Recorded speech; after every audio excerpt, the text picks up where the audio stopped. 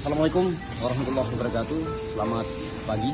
Mohon izin kemudian melaporkan hari ini 22 Desember 2025 hari Senin.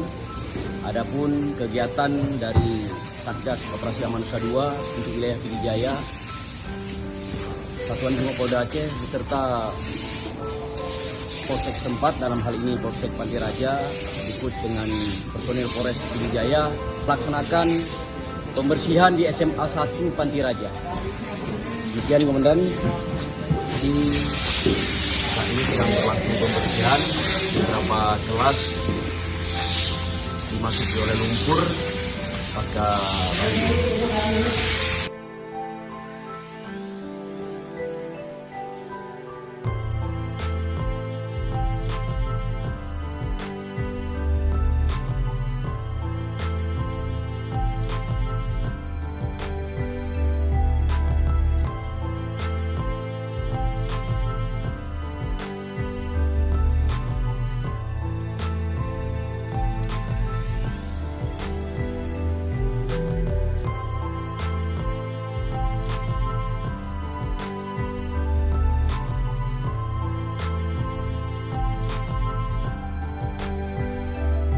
demikian Komandan yang melaporkan dari